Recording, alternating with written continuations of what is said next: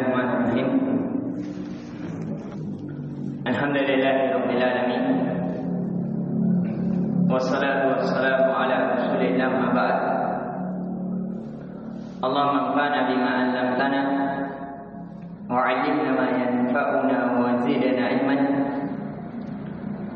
Allahumma faqqihna fid din wa 'allimna ta'wil. Allahumma nas'aluka al-huda wat-tuqa wal-'afafa wal-ghina. Allahumma a'inna ala dzikrika wa syukrika wa husni ibadatik. Assalamualaikum warahmatullahi wabarakatuh.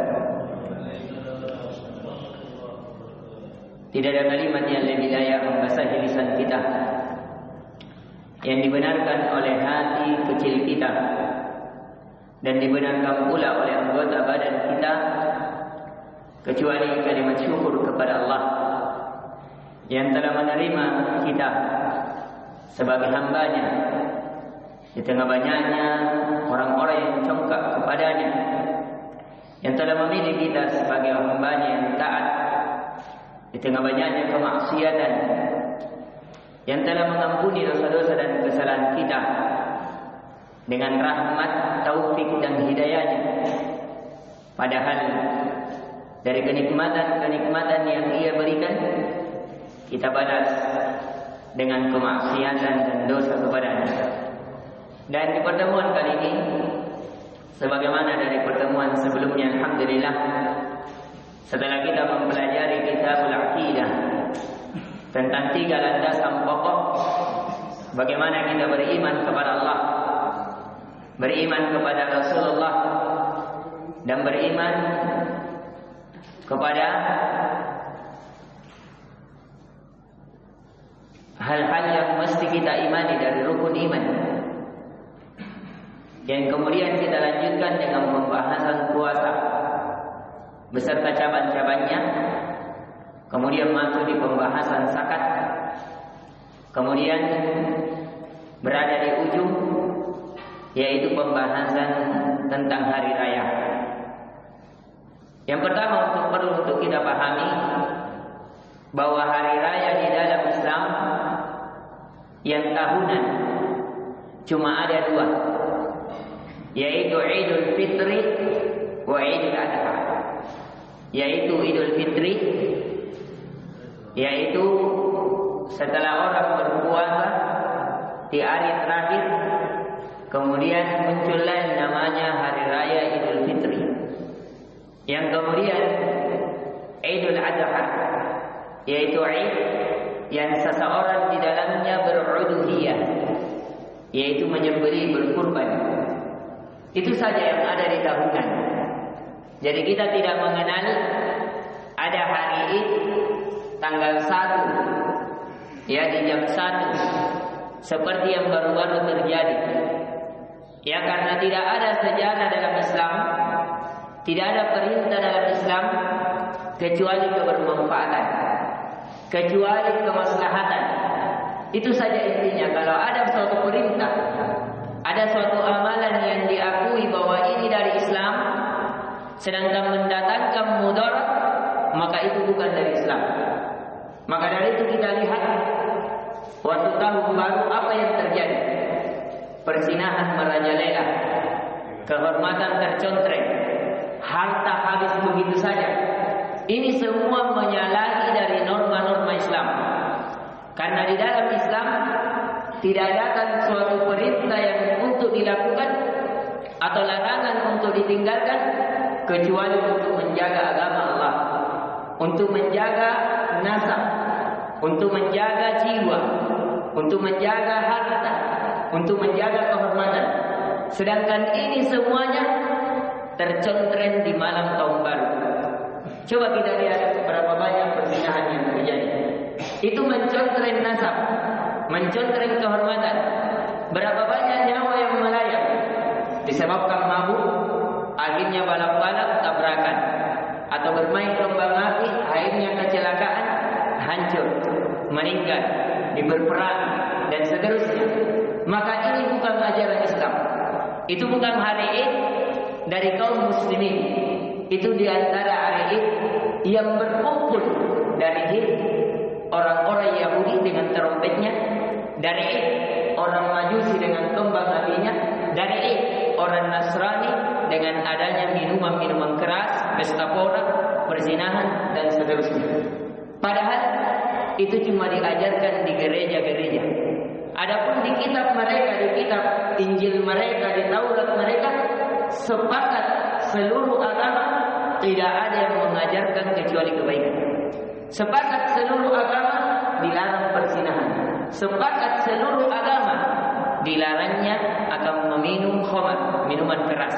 Sepakat seluruh agama untuk menjaga jiwa.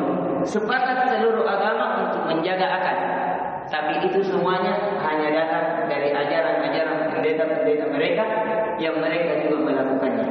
Yang kemudian, sekali lagi kaum muslimin dan kaum muslimat, kita fokus kepada inti pembahasan kita di malam ini, bahwa hari Id yang akan kita bahas adalah hari Idnya kaum muslimin khusus, yaitu ada dua, Idul Fitri dan Idul Adha. Adapun Id yang pertama untuk kita pahami secara bahasa, setiap permasalahan wajib seseorang mengetahuinya secara bahasa dan secara istilah, kemudian apa yang disepakati, apa yang berselisih di dalamnya, supaya ketika seseorang belajar betul-betul ilmiah, betul-betul di atas pembahasan yang kokoh, bukan asal ikut-ikutan, tapi memiliki pembahasan yang betul-betul kokoh sesuai dengan kaedah-kaedah metode para ulama dalam belajar, sehingga mengakibatkan kokohnya kekuatan imaniyah dan amaliyah dalam amalan. Kemudian di pertemuan kali ini kita akan membahas insyaallah taala ada 3 permasalahan, tapi cabangnya sekitar 13. Yang pertama adalah secara bahasa dulu, bahwa secara bahasa adalah al-'aud war rujuk, sesuatu yang kembali kepada sesuatu. Jadi hari Id dikatakan hari Id, hari yang kembali karena dia selalu terulang. Hari ini Idnya kita misalnya, tahun depan itu lagi, tahun depannya itu lagi. Itu saja yang kembali-kembali hari Id. Walaupun waktunya berbeda, tapi dia kembali. Id yang dulu sama Id yang sekarang sama pelaksananya, sama tata caranya. Jadi dia sesuatu yang kembali. Ini makna yang pertama. Makna yang kedua, ada yang mengatakan Id adalah Id ada nas ilal fitrah, kembalinya jiwa kepada fitrah. Kenapa? Karena setelahnya dia beribadah di bulan Ramadan, dia mensucikan dirinya sehingga jiwanya kembali kepada fitrahnya. Apa fitrah manusia? Apa fitrah jiwa? Yaitu beribadah kepada Allah, mensucikan segala penghambaan kepada selain Allah menuju kepada Allah. Dan itu terwujudkan di dalam Ramadan dengan dia berpuasa di siang hari, salat malam di malam hari. Inilah yang kata Allah, wa ma khalaqatul jinna wal insa illa liya'budun. Tidaklah aku menciptakan jin dan manusia kecuali untuk beribadah kepada. Sedangkan peribadatan itu terwujud penuh di dalam bulan suci Ramadan. Kemudian yang kedua pembahasan kita adalah perkara-perkara yang disepakati di dalam permasalahan ini. Yang pertama, permasalahan yang disepakati dalam, kita langsung ambil 2, ada yang disepakati, ada yang diperselisihkan. Yang disepakati adalah pokok, yang diperselisihkan adalah cabang. Maka perselisihannya ini tidak jadi masalah. Yang disepakati ada 13 permasalahan. Yang pertama, disepakati bahwa hal ini itu diputuskan oleh pemerintah. Disepakati, tidak ada perselisihan di dalamnya. Pemerintah yang dimaksudkan adalah kepala negara. Walaupun ada pembicaraan cabang, apakah satu pemerintah sudah cukup untuk seluruh dunia atau di setiap negara berhak memutuskan sesuai keputusan pemerintahnya. Ini yang menjadi pembicaraan di tengah para ulama. Ini yang pertama, bahwasanya dia harus diputuskan oleh pemerintah disebabkan satu keputusan di atas komando. Kemudian yang kedua di antara yang disepakati bahwa salat disyariatkan. Bahwa sholat Id itu disyariatkan, tidak ada perbedaan pendapat. Walaupun yang terjadi perbedaan pendapat masalah hukumnya. Kalau Imam Abu Hanifah mengatakan sholat Id ini hukumnya wajib. Jadi Imam Abu Hanifah berpendapat sholat wajib bukan hanya sholat yang didirikan 5 waktu, tapi sholat Id juga wajib. Berdasarkan dengan dalil qaul ta'ala fi suratil Kautsar, fasholli li rabbika wanhar. Fa di sini kata Imam Abu Hanifah adalah fa'ul amr, fasholli. Sholli, salatlah. Ini kata salatlah kalimat perintah. Asal perintah dalam ilmu usul fiqh, al-aslu fil amri yang tadi wujub. Asal perintah di dalam Al-Quran hukumnya wajib. Sampai ada dalil yang memalingkannya kepada sunnah. Tetapi di sini ada dalil yang memalingkannya kepada sunnah. Sebagaimana dalam hadis Imam Muslim, pernah ada seorang yang datang kepada Nabi. Dia mengatakan, ya Rasulullah, bagaimana kalau saya sudah sholat wajib? Saya menghalalkan yang halal, mengharamkan yang haram. A'adkhulul jannah? Apakah saya masuk ke dalam surga? Kata Nabi, na'am. Iya. Di sini hanya disebutkan sholat 5 waktu. Sehingga pendapat Abu Hanifah itu dipalingkan bahwa sholat selain daripada sholat 5 waktu adalah hukumnya sunnah. Dan itu pendapat yang lebih kuat, sebagaimana yang dinukil oleh Imam Syafi'i dan Imam Ahmad, dan begitu pula dari selainnya dari kalangan para ulama. Karena sebagian dari Hanafiyah itu berpendapat juga akan sunnahnya. Walaupun sunnah di sini bukan sunnah biasa, akan tetapi sunnah yang ditekankan. Jadi permasalahan yang terjadi perbedaan pendapat di kalangan para ulama, bahwasanya sholat Id ini baik Idul Fitri maupun Idul Adha, apakah hukumnya wajib atau sunnah? Pendapat Abu Hanifah hukumnya wajib. Maka siapa yang tertinggal darinya wajib dia qada. Misalnya dia datang, orang sudah melakukan sholat, maka dia sholat di rumahnya dengan itu. Pendapat yang kedua hukumnya sunnah yang ditekankan. Ini pendapat kebanyakan para ulama, dan ini pula dipilih oleh Imam Asy-Syafi'i dan orang-orang yang bermazhab dengannya, dan sebagian dari Hanafilah. Walaupun pendapat ini sebagian juga dipakai oleh Malikiyah, tapi sebagian Hanabilah dari mazhab Imam Ahmad bin Hanbal ada yang berpendapat bahwa ini hukumnya adalah fardu kifayah. Fardu kifayah, kalau misalnya dalam suatu negeri sudah ada yang lakukan satu masjid, maka yang lain gugur. Misalnya di sini di kampung Santragan sudah dilakukan masjid ini, maka masjid yang lain gugur kewajibannya. Sebagaimana tentang salat jenazah. Ini pendapat dari Imam Ahmad bin Hanbal dan sebagian dari yang bermazhab mereka. Mohon maaf, saya ulangi sekali lagi bahwa disyariatkannya sholat sepakat para ulama, tidak ada perbedaan pendapat bahwa dia disyariatkan bukan bid'ah. Akan tetapi mereka berselisih masalah hukumnya. Imam Abu Hanifah menganggap wajib, sehingga kalau tertinggal wajib diqadha. Sedangkan Imam Syafi'i dan Malikiyah berpendapat sunnah yang ditekankan. Kalau ditinggalkan tidak berdosa, tapi rugi karena harusnya mendapatkan kebaikan dia tertinggal. Sedangkan Imam Ahmad bin Hanbal dan sebagian dari mereka menganggap bahwa ini fardu kifayah, wajib, tapi wajib kalau sudah dilakukan oleh satu orang maka gugur dosa orang lain. Kemudian yang kedua yang disepakati adalah tentang waktunya, bahwa sholat Id waktunya dilakukan ketika matahari sudah terbit, tingginya 1 tombak. Sepakat. Jadi sekitar 50 ayat setelah waktu subuh, kemudian naiknya matahari 1 tombak. Kalau kita biasa awal duha, biasa sebagian orang mengatakan waktu syuruk. Waktu syuruk.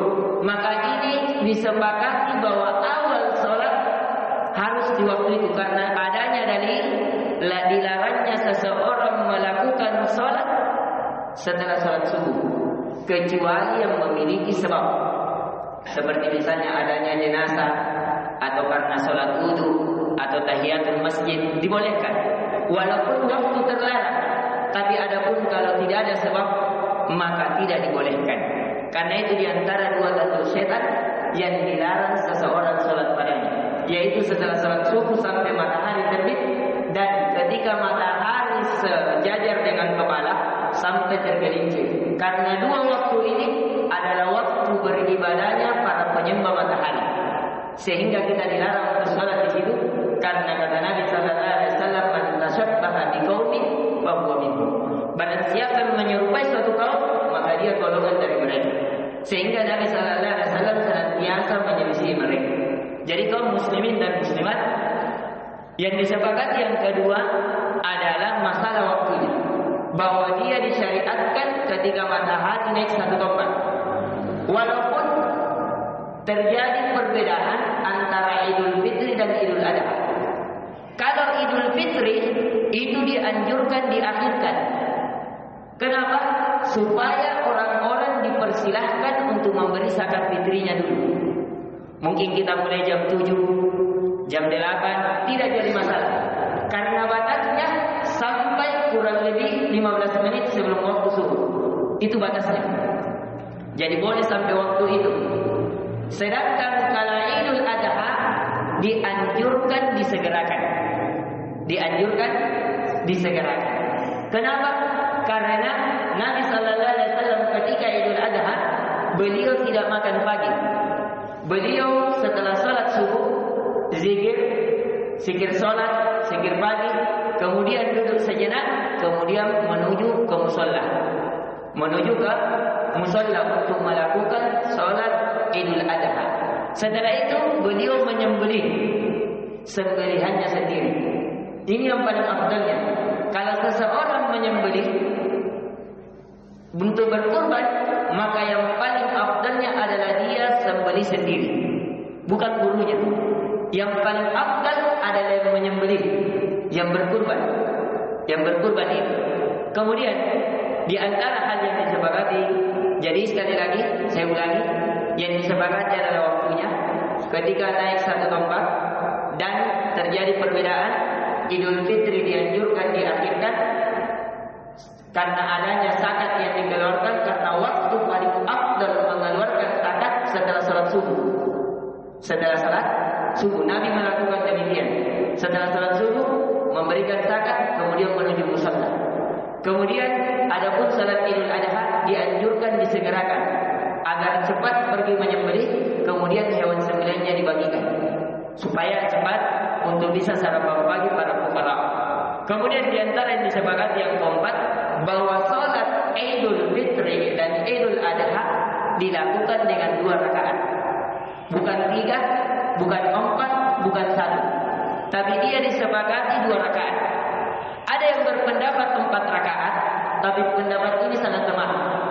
Sangat lemah. Tidak ada pada para ulama, khususnya 4 imam mazhab yang terkenal, dari ucapan Imam Abu Hanifah, dari ucapan Imam Malik, dari ucapan Imam Syafi'i, dari ucapan Imam Ahmad bin Hanbal yang menyetujuinya. Jadi disepakati sehingga orang yang menyelisihinya tidak dianggap. Ini namanya qaulul syadz. Dalam ilmu mustalah namanya ucapan yang dimana orang yang berucap lebih kuat dibanding ucapannya dia, sehingga tidak dianggap. Sebagaimana tentang tadi, kalau orang bertahiyat digoyang-goyangkan. Ada 13 dari sahabat tidak meriwayatkan digoyang-goyangkan. Ada satu, itu pun ucapan Hasan al-Basri mengatakan digoyang-goyangkan. Sehingga dari ucapan yang digoyang-goyangkan itu lemah, karena menyelisih yang lebih sikoh dari dia. Sehingga ketika tahiyat tidak digoyang-goyangkan, itu lebih utama dibanding digoyang-goyangkan. Karena ucapan 13 sahabat semuanya sikoh, itu tidak meriwayatkan adanya kalimat yataharraku bihi, digoyang-goyangkan pada saat bertahiyat. Inti pelajarannya sekali lagi ikhwan, kaum muslimin dan kaum muslimat, bahwasanya Idul Fitri diakhirkan karena adanya zakat, sedangkan Idul Adha dipercepat karena adanya sembelihan udhiyah. Kemudian di antara yang disepakati bahwasanya dia dilakukan terdapat 2 rakaat. Akan tetapi tidak seperti 2 rakaat salat subuh. Perbedaannya ada perbedaan pada takbirnya. Takbirnya di sini ada 3 perbedaan pendapat pada takbir. Dalam mazhab Abu Hanifah berpendapat bahwa takbir pertama dengan 3 kali takbir. Ini mungkin jarang kita ketahui, tapi sengaja saya perluas pembahasan ini supaya pemahaman kita lebih meluas nuansa keislamannya. Disebabkan saya melihat para madhab saya, para pendengar saya semuanya orang tua, tentunya sudah berpuluh-puluh tahun melakukan sholat Id. Kalau pembahasannya sama saja yang dulu, apa tambahan ilmunya dalam nuansa keislaman? Sehingga saya perluas, makanya saya memakai kitab Bidayatul Mujtahid. Bidayatul Mujtahid ini dia diantara tingkatan yang ketiga para penuntut ilmu. Setelah 1 pendapat, 2 pendapat, banyak pendapat sebab terjadinya beberapa pendapat. Makanya kitab yang kita kirimkan di grup itu diantara kitab besar yang dipakai oleh para ulama khususnya dalam S2 dan S3. Jadi ini kaum muslimin dan kaum muslimat, bahwasanya diantara tambahan pembahasan kita bahwa Imam Abu Hanifah ini bukan imam kecil. Imamnya orang Irak dan Iran. Dari gurunya Imam Syafi'i. Jadi murid Imam Abu Hanifah, Yusuf, itu diantara gurunya Imam Syafi'i. Muridnya Imam Abu Hanifah, karena Abu Hanifah tidak ketemu dengan Imam Syafi'i, tapi dia ketemu dari muridnya Abu Hanifah. Muridnya inilah Abu Hanifah yang belajar, Imam Syafi'i belajar darinya. Ini ucapannya bukan ucapan yang sembarang. Dia seorang imam. Dia berpendapat di antara riwayat yang dia dapati bahwa takbir yang pertama pada sholat Id, pada takbir yang rakaat pertama dengan 3 takbir, rakaat kedua 3 takbir. Ini pendapat yang pertama. Pendapat yang kedua adalah ucapan dari Imam Malik, guru dari Imam Syafi'i, imamnya kota Madinah, yaitu dengan rakaat pertama dia bertakbir 7 kali takbir. Jadi 7 kali takbir rakaat pertama. Rakaat kedua 6 kali takbir. Rakaat kedua 6 kali takbir. Ini pendapat Imam Malik. Pendapat yang ketiga ini yang kita banyak amalkan, yaitu pendapatnya Imam Syafi'i dan Imam Ahmad bin Hanbal. Pendapat yang banyak ulama berpendapat darinya, yaitu dengan rakaat pertama 7 kali takbir, rakaat kedua 5 kali takbir. Walaupun di sini antara Imam Ahmad dan Imam Syafi'i terbagi lagi 2. Imam Syafi'i menganggap takbiratul ihram tidak termasuk dari yang 7 itu sehingga 8 takbir. Sedangkan Imam Ahmad bin Hanbal memasukkan 7 kali takbir bersama takbiratul ihram. Sama dengan Imam Syafi'i berpendapat pada bangkit rakaat kedua Allahu Akbar sempurna. Itu tidak dihitung. Sehingga kalau dijumlah sama takbir untuk berdiri 6 takbir bukan 5. Berbeda dengan Imam Ahmad menghitung juga itu. Jadi takbir yang tunai itu dihitung 1. Jadi ini perbedaannya. Kalau kita lihat secara jelas sebagaimana yang dinukil oleh Ibnu Rushd dalam kitabnya Bidayatul Mujtahid. Jadi kaum muslimin dan kaum muslimat, sekali lagi bahwa semuanya ini terdapat dalil-dalil asar-asar dari para sahabat. Dan para sahabat tidak mungkin melakukan dari kantongnya sendiri, karena dia orang yang menyaksikan kelakuan Nabi Sallallahu Alaihi Wasallam. Jadi kaum muslimin dan muslimat, bahwasanya cara takbir di sholat Id terbagi menjadi 4 bagian sebenarnya. Yang pertama 3-3, yang kedua 7 baru 6, yang ketiga 7 baru 5. Tidak termasuk takbir perpindahan dan takbiratul ihram. Yang keempat 7 baru 5, tapi ditambah tidak dihitung takbiratul ihram dan takbir perpindahan. Ini semoga bisa dipahami, dihafal. Mohon maaf kalau caranya metode anak santri. Nah, ini kemudian yang keempat, di antara yang disepakati adalah adanya hutbah. Adanya khutbah Id. Walaupun khutbah Id ini terbagi dua. Ada yang melakukannya sebelum sholat, ada yang melakukannya setelah sholat. Yang melakukannya sebelum sholat adalah Utsman bin Affan, anak menantu Nabi Sallallahu Alaihi Wasallam. Beliau menikahi dua putri Nabi Sallallahu Alaihi Wasallam. Beliau termasuk orang yang dijamin masuk surga. Tapi ini dilakukan oleh dia sendiri. Adapun Nabi, Umar, Abu Bakar, Ali dan selainnya dari para tabi'in melakukannya setelah ini. Jadi sholat dulu baru khutbah. Tapi kenapa Utsman bin Affan melakukan sebelum Id? Beliau berpendapat kalau Id dulu baru khutbah, para jamaah lari. Para jamaah meninggalkannya pada sholat, hukumnya sunnah, mendengar nasihat, hukumnya wajib. Sehingga dia mendahulukan khutbah sebelum sholat Id. Keduanya dilakukan boleh-boleh saja. Walaupun pendapat yang paling kuatnya adalah sholat dulu baru Id.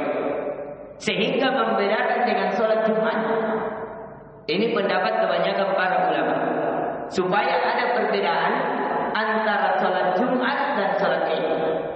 Kalau sholat Jumat, khutbah dulu baru sholat. Sedangkan sholat Id, Id dulu baru khutbah. Walaupun kalau ada yang melakukannya, itu diantara kelakuan Utsman bin Affan, tidak salah. Karena kata Nabi Sallallahu Alaihi Wasallam, tidak akan tersesat umatku siapapun yang mengikuti dari al-khulafa ar-rasyidin al-mahdiyyin, yaitu para khalifah yang telah diberi petunjuk, yang telah berada di atas hidayah. Ya, ini diantaranya. Bahkan Nabi katakan kepada Utsman, la yatubu min ba'di, tidak ada yang membahayakannya setelah dia berinfak di perantauan. Jadi keduanya dibolehkan. Kemudian di antara yang disepakati yang keenam, bahwasanya pada hari Id diharamkan berpuasa. Tidak boleh. Adapun istilah di salat Idul Adha mengatakan puasa, itu tidak benar. Kecuali kalau dia mengatakan puasa secara bahasa boleh.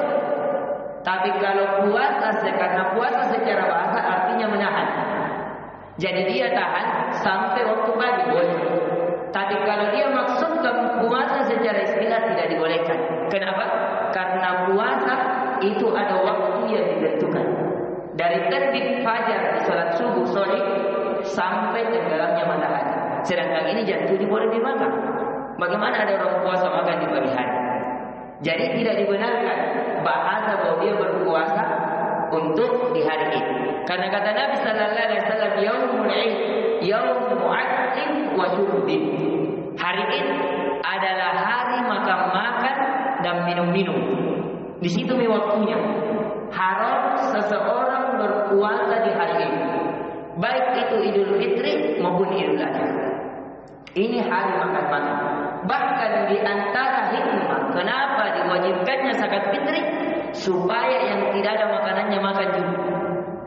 Supaya yang tidak memiliki makanan pada hari itu diberikan makanan, supaya semua kaum muslimin makan sama-sama, kenyang sama-sama, minum sama-sama, berbahagia sama-sama. Kemudian di antara yang disepakati yang ketujuh adalah adanya takbir. Adanya takbir. Karena kata Allah, walitukabbirullaha ala ma hadakum wa la'allakum tashkurun. Agar kalian membesarkan Allah atas apa yang telah kami berikan hidayah kepada kalian, agar kalian bersyukur kepada Allah.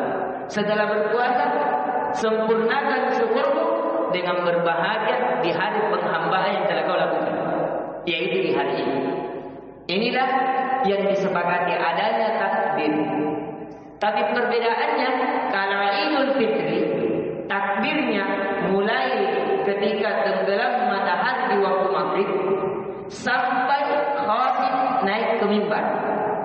Jadi Idul Fitri dari ketika tenggelamnya matahari, masuknya waktu maghrib sampai khatib ke mimbar. Sedangkan Idul Adha ketika hari Arafah sampai hari tasyrik yang terakhir, waktu asar. Jadi hari tasyrik ada 11, 12, 13. Tanggal 13 Zulhijjah, ba'da asar, di situ batasnya. Masuk maghrib, masuk 14, sudah tidak ada lagi takbir. Walaupun terjadi perbedaan pendapat bagaimana cara takbirnya. Apakah Allahu Akbar, Allahu Akbar, La ilaha illallah, Allahu Akbar, Allahu Akbar, walillahil hamd. 2 kali Allahu Akbar, atau 4 kali, atau 3 kali, semuanya boleh. Ada riwayat-riwayat yang berbeda lafaznya. Adapun tentang takbirnya, itu yang menjadi pemaksudan. Jadi ini diantara yang disepakati, bahwasanya di hari Id disepakati untuk membesarkan Allah, baik dalam keadaan yang terikat dalam sholat maupun di luar sholat.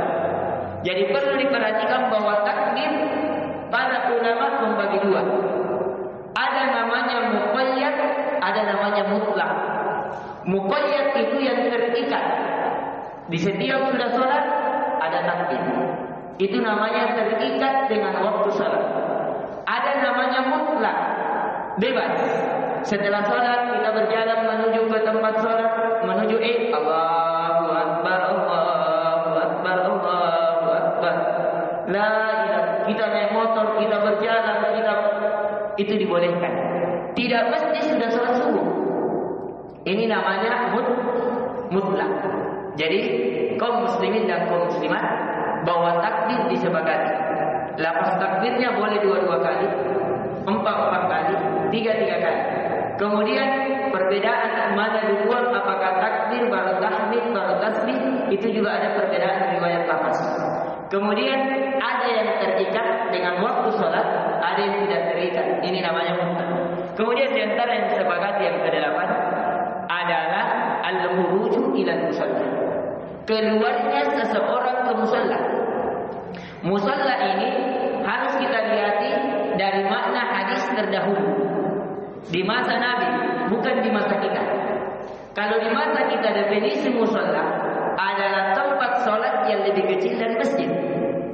Tapi kalau di masa Nabi, kalau ada lafaz atau musalla dalam hadis, yang dimaksudkan adalah lapangan yang luas. Kayak kita lapangan bola, lapangan stadion. Tapi tempat itu di tempat sholat, maka ini namanya musalla. Jadi dia di luar dari masjid. Maka ini disepakati untuk sholat Id paling afdal adalah di musalla. Di sini juga pendalilan menunjukkan bahwa sholat Id adalah sholat sunnah. Karena sholat wajib dilakukan di masjid bagi laki-laki. Walaupun terjadi perbedaan pendapat, ada yang mengatakan sunnah, ada yang mengatakan wajib. Jadi sholat Id dilakukan di musalla, di lapangan yang luas. Supaya apa? Satu komando, supaya berjamaah. Semakin banyak dari kuantitas jamaah, semakin banyak kebaikannya. Dan itu yang diinginkan pada hari ini. Makanya di antara yang disunnahkan pada hari ini, ketika orang berjalan ke tempat sholat, dianjurkan dengan jalan yang berbeda ketika pulang. Supaya syiar Islam, persatuan kaum muslimin, menggetarkan hati orang-orang kufar.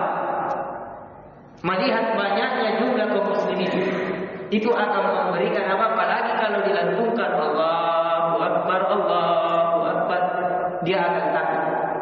Karena beda di saat ini. Kalau di masa Nabi, para sahabat itu di pasar-pasar, di jalan-jalan, sehingga betul-betul kayak Madinah itu bergetar. Berbeda di masa kita, karena banyaknya yang malas berzikir. Kemudian kaum muslimin dan kaum muslimat, jadi perlu dipahami sekali lagi bahwa musalla di masa Nabi adalah tempat lapangan yang luas, berbeda dengan musalla di masa kita. Yang dimana sholat Id, Idul Fitri dan Idul Adha paling afdal dilakukan di musalla, di lapangan. Walaupun kalau hujan, terjadi perbedaan pendapat di kalangan para ulama. Mengatakan boleh atau tidak kalau di masjid. Ada yang mengatakan boleh kalau ada uzur seperti hujan, tidak boleh kalau tidak ada uzur. Ada juga yang mengatakan boleh ada uzur atau tidak ada uzur. Tapi jauh lebih afdal, keluar dari perbedaan pendapat, selalu kita melakukan ibadah yang terbaik. Kalau bisa di musola, maka lakukan di musola. Kalau saya pribadi, alhamdulillah, sholat idnya selalu di lapangan. Kalau mau hujan saja, tidak apa-apa dia orang hujan sholat. Kan basah. Air hujan tidak memberikan penyakit. Air hujan adalah keberkahan. Tergantung keyakinan kita. Mau hujan terserah, hujan saja. Simpan apinya di kantong kan bisa. Ini kalau kita mau cari terabdalnya. Dan seseorang hidup adalah mencari yang terbaik dalam ibadahnya. Hidup hanya sekali, maka menjadilah hidupnya sebagai hidup yang berarti. Ini kaum muslimin dan kaum muslimin. Di antara yang disepakati adalah para wanita dikeluarkan. Kalau sholat wajib, sholatnya para wanita sebenarnya paling afdal di rumahnya. Di sini juga menjadi dalil bahwa sholat itu hukumnya sunnah. Karena seandainya wajib, kenapa diperintahkan keluar wanita? Kenapa diperintahkan bahkan wanita haid sekalipun diperintahkan untuk ke lapangan? Seandainya ini sholat wajib, tidak diperintahkan apa? Para wanita. Ini dari dalil-dalil para ulama yang mengatakan menunjukkan lemahnya pendapat Imam Abu Hanifah. Dan kami contoh ke sini. Karena tidak ada sholat wajib kecuali 5 waktu. Intinya ini. Walaupun ada yang juga berpendapat di antara sholat wajib sholat witir. Sebagaimana pendapat Imam Ahmad bin Hanbal. Ya, walaupun ini pendapat sekali lagi ada sisi kelemahan dibantah, tapi bukan tempatnya di situ. Di sini kita lihat permasalahan terkait. Bahwasanya sholat id di antara yang diperintahkan keluar para wanita, anak-anak, bahkan yang haid dikeluarkan dari rumahnya untuk pergi ke mushola dengan syarat tidak sholat. Ini juga banyak yang haid ikut juga sholat. Tidak sah sholat seorang yang haid, sebagaimana tidak sah puasa orang yang haid. Jadi biar sholat 1000 rakaat tidak ada kali nol. Bahkan kalau dia bersengaja, maka itu berdosa. Karena di antara syarat sholat harus suci, sedangkan dia dalam keadaan haid. Berbeda kalau hamil. Kalau hamil itu suci. Kecuali kalau sudah hamil, nifas itu kotor, itu juga tidak boleh sholat sampai habis masa nifasnya. Tapi kalau hamil itu suci, wajib juga sholat. Kalau capek tidak bisa rukuk, duduk. Tidak bisa berdiri sampai rukuk sulit, duduk. Ini harus dibedakan perinciannya. Jadi orang wanita yang dikeluarkan untuk melakukan sholat id tetap harus suci, harus berwudu, harus menutup aurat. Dan ini juga yang disepakati bahwa dibolehkannya keluar tapi tidak bertabarruj. Tabarruj itu adalah seorang wanita keluar dari rumahnya memakai pakaian yang mencolok. Apalagi kalau pakai parfum. Nabi sallallahu alaihi wasallam memperumpamakan seorang wanita yang keluar dari rumahnya memakai parfum bagaikan wanita pezina. Ini keras. Maka wahai para wanita, tetap tidak boleh memakai parfum. Kenapa? Karena bisa menimbulkan fitnah. Kalau laki-laki yang tidak tahan jangan sampai, ya. Ini penjagaan Islam kepada para wanita. Kalau laki-laki sehingga terjadi, kita lihat di dunia barat, apa yang terjadi? Pemerkosaan di mana-mana. Karena kenapa tidak menutup aurat? Karena kenapa memakai parfum? Aroma-aroma yang menyengat, yang membangkitkan syahwat lelaki, sehingga terjadi apa? Pemerkosaan. Ini dihindari dari Islam. Kalau mau pakai parfum, silahkan. Biar hukuman di parfum, tapi di kamar suaminya. Silahkan. Biar lagi mungkin satu kolam parfumnya, silahkan. Tapi di kamar suaminya. Ini. Jadi kemudian yang disepakati adalah adanya takdir tadi. Akan tetapi, ya, terjadi perbedaan pendapat mengangkat tangan pada saat takbir. Apakah mengangkat tangan di setiap 7 kali takbir tadi? Allahu Akbar, Allahu Akbar, Allahu Akbar, atau cukup pada takbiratul ihram? Sekali lagi takbirnya disepakati. Boleh 3, boleh 7 atau 5, atau 7 atau 6, atau 8 atau 6, boleh. Tapi mengangkat tangannya ada 2 pendapat. Ada yang mengatakan semua takbir diangkat. Ada yang mengatakan takbiratul ihram saja diangkat. Takbir selebihnya tidak. Ini bisa dipahami. Kemudian di antara yang disepakati yang ke-11 adalah tidak adanya azan dan iqamah. Jadi pada salat Idul Fitri dan Idul Adha sepakat para ulama tidak ada azan, tidak ada iqamah. Yang terjadi perbedaan pendapat, apakah ada ucapan as-salatul jami'ah, as-salatul jami'ah, mari salat berjamaah, mari salat berjamaah. Ini terjadi perbedaan pendapat. Ada yang mengatakan ini hadis dari Nabi Sallallahu Alaihi Wasallam, tapi yang benar ini bukan hadis. Ada yang mengatakan bahwa ini ucapan sahabat, tapi wallahu taala alam, saya belum sempat cari riwayatnya. Apakah benar atau tidak? Ya, ini yang lebih amannya untuk tinggalkan dulu sampai kita betul teliti, betul ada ucapan sahabat, sahabatnya siapa. Kalau sudah ada dalil, lakukan. Kalau tidak ada, tinggalkan. Karena asal ibadah haram sampai ada dalil yang menunjukkan kebolehannya. Ini.